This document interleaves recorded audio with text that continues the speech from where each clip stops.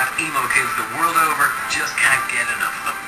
They may deny even being an emo band, and try telling that to their emo fans.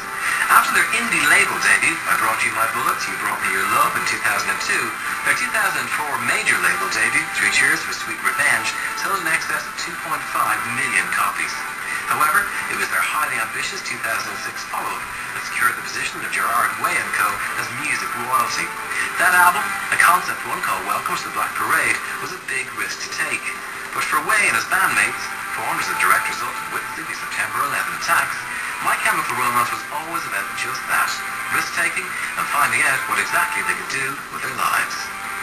Well, I was right across in Hoboken at the edge of the pier, I guess.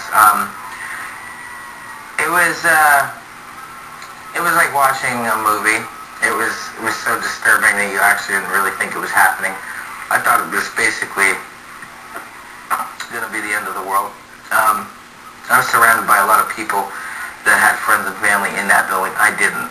So I felt like I almost didn't have a right to be there with them. And they were in a lot of pain. So it was difficult to watch. It made me decide that I was going to give my life some kind of purpose and hopefully give other people's lives some purpose or help them find their own purpose. And that was the moment. I was just tired of, really just being like another person that got on the train in the morning and went to work. I think I had a tape recorder, and I was really into movie soundtracks and certain songs that I hear on the radio. And I figured out a way. I didn't realize this till later. What I was doing is I was laying over parts over songs that already existed with a tape recorder.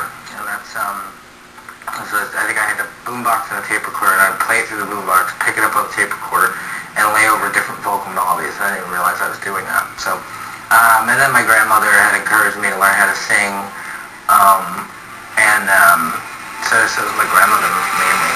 It was in the aftermath of the September 11th attacks that frontman Gerard Way and high school friend and now ex-drummer Matt Felissier formed the band, immediately writing the 9/11-inspired skylines and turnstiles. It was from the outset like a mission for both. If there's not something special there, it's not worth it. We had seen a lot of bands play live, and we had always wondered to ourselves, like, well, what are they missing? Why is this missing something? What's not here, And it was the fact that there was nothing special about a lot of these bands we'd go and see. And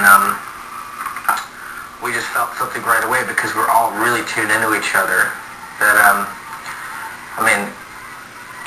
chemistry is what makes us capable of great things that normally we wouldn't be capable of. We're not trained musicians.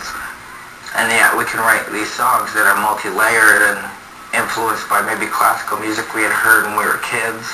And we can do all this stuff and make all these really bizarre arrangements, but that's because we really believe in ourselves and there's that chemistry.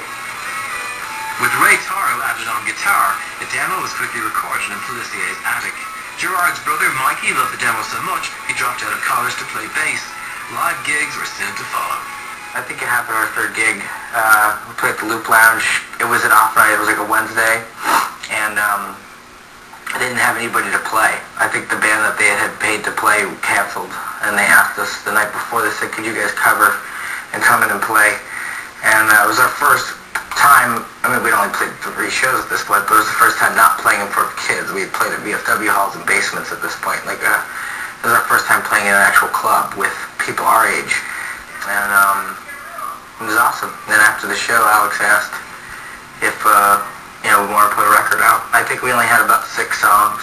We needed at least 6 more, and we didn't know where we were going to find them yet, but we just kind of kept... a song at this point started to come every week because we had devised this kind of... It wasn't even a formula, but we had developed this sound, and it was new that you could play around in it in different types of moods.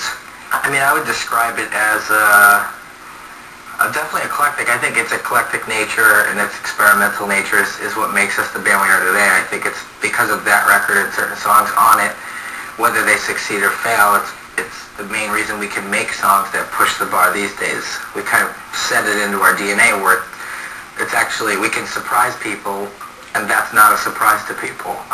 We can make songs that all sound different, and it's not a surprise. So So that's cool about that record. That's what I see. I mean, it's flawed for sure. We made it in 8 days in a basement. I mean, it got us a lot of attention instantly, and the record kind of passed around like a word of mouth thing through the internet. Proved to be just a stepping stone to a major label deal with Reprise Records, and the band's breakthrough album of 2004, 3 Cheers for Sweet Revenge. There's less of a concept there than there should have been because of the death of me and Mikey's grandmother.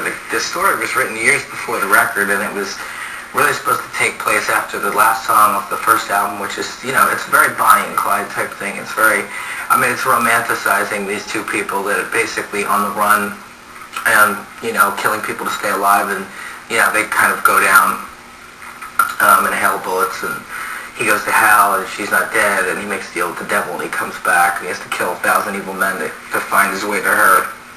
And, so that was the story, and then, which is about loss anyway, and then we had a real loss, so then it became it was a record caught between reality and fiction at that point. There's a lot about my grandmother on that record that's really probably supposed to be about some other woman. I'd say that was probably the hardest point in this band's career, which is good, because usually it's the follow-up record that's the hardest point in the band's career, and the pressures that come and the record that tanks usually after the follow-up, or the record that sounds the same, so we avoided all that stuff, thankfully. So that was the hardest point. It was a band that really had very large ambitions, but didn't care if they were fulfilling those ambitions in a basement or a club or an arena or anything, so really weren't prepared for those arenas. And then we saw ourselves thrust onto these stages of these arenas and on TV everywhere, and I think it made things very difficult for us. We weren't really ready for it, and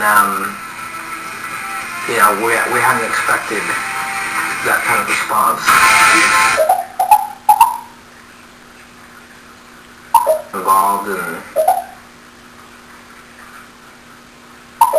don't usually like to talk about it.